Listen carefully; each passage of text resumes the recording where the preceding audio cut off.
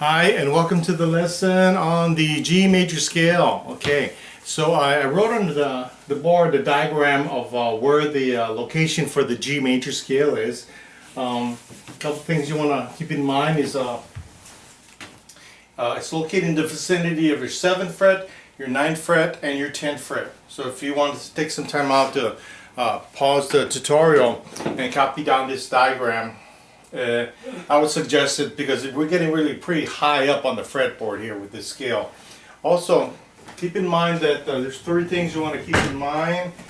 Which finger you're going to use for picking, and don't forget to go slow whenever you're doing the exercise and to arc your fingers.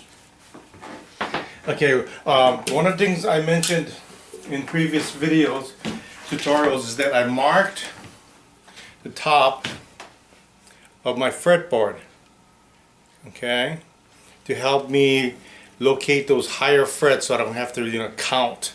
If you want to do that too, to help you mark your fretboard, that's one thing you can keep in mind. The way I did it was I took a white out, kind of dabbed it, waited a couple hours to a day, then I took like a clear nail polish and just went over it to seal it in so it basically never comes off. But that's how I did that. The picking finger, you want to decide if you're using the thumb or one of these fingers. Sometimes I use this if I'm going faster. If I'm going slower, I'll use the thumb. But it's up to you, really. Most important is to go slow. Go slow, go even, make it sound even. And to arc your fingers, left hand, arc your fingers. So when you're playing the scale, your fingers are arced. Okay, coming down, they're arced. Okay, now the vicinity of the G major scale is on the 7th fret. So, and I marked off the 9th fret and the 10th fret just to use as landmarks. Okay.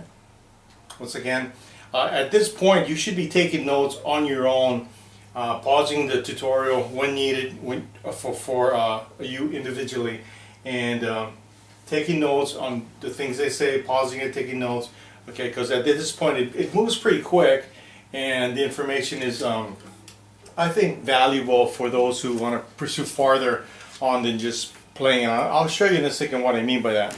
Okay, so let's get to the G major scale. We're on the 7th fret, okay, so you're counting up 1, 2, 3, 4, 5, 6, 7, pretty high up there on the 7th fret. So you're using these 4 fingers for every fret that we're talking about. So we're talking about the 7th fret, I'll use my first finger. The 9th fret, I would use my ring finger, and the 10th fret, I'll use my baby finger. Naturally, the fret that goes in between there, I would use this middle finger. Okay? Okay, so every finger has a fret. Okay. So, when playing the scale, make sure you go slowly. We're starting on the 3rd string. Starting on the 3rd string, and when you're playing, you're going from left to right. Start from there, go up, come back to the 2nd string, start from the beginning, go up, go to the 1st string, and then go up. Okay, so that's the pattern. From here, go up, from here, go up, from here, go up. Okay, so let me show you what I mean. So from here, 7th fret, up to the 3rd fret, up to the 2 frets up, it'd be the 9th fret, 2nd string, 7th fret. See how I'm going up? 1st string, going up. Let's try it again.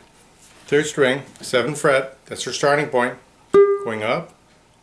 9th fret, same string, 2nd string, next, baby finger, 2nd string, 10th fret, 1st string, 7th fret, 9th fret, 10th fret. Okay, so it should sound relatively smooth when you're doing it. Make sure you go slow.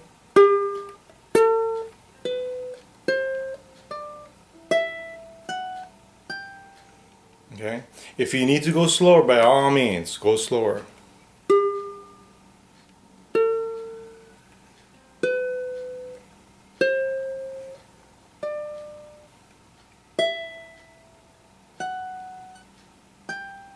Okay. Follow the diagram. Follow the order of the pick and pair that I did. Kind of slowed it down for you. Pause the tutorial and you know, do the exercise at your comfortability as necessary. Notice I didn't put the numbering system because eventually you want to be able to play the notes at random. Okay, to kind of give a improvisational feel, kind of nice, like maybe a little melody. I'll go in that in a second. But for that, keep in mind as you're going up the scale. Okay, this is up the scale. Once you're comfortable going slow and even, and you're very comfortable, make sure you give it a try on going back down.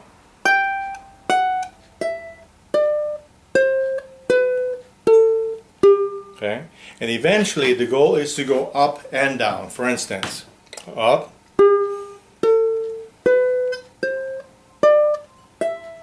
down,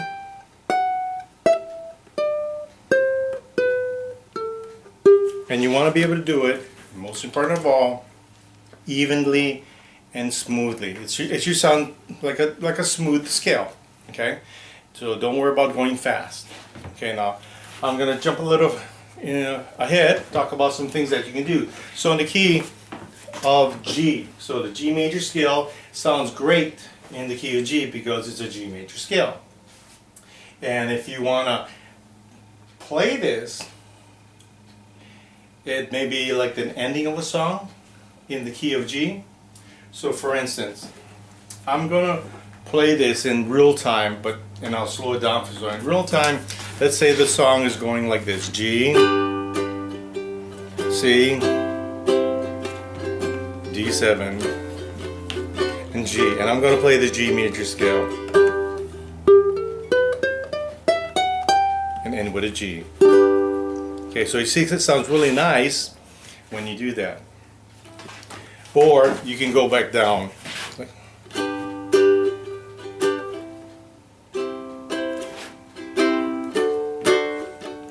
And then I'm just going to go backwards from the G major scale.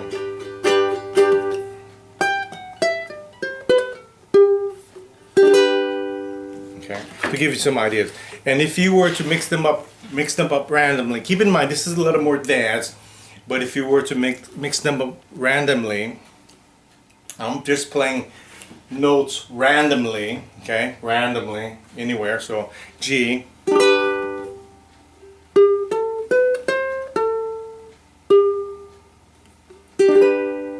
okay, that was just random. I just picked a couple of notes up right up here. That's all I did to make it simple. So you got a rough idea on that.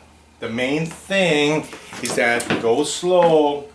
You know, decide which finger you're gonna use. Go slow. Make it sound even and smooth. Okay, don't worry about speed. Okay, we gotta get that scale smooth now. Okay, so when you got a good idea on how this tutorial works and you got a fairly good understanding on the G major scale, along with some of those interesting techniques that I told you about. We'll talk about more interesting techniques in the upcoming videos. So when you feel you're ready and comfortable with this, we'll see you at the next lesson.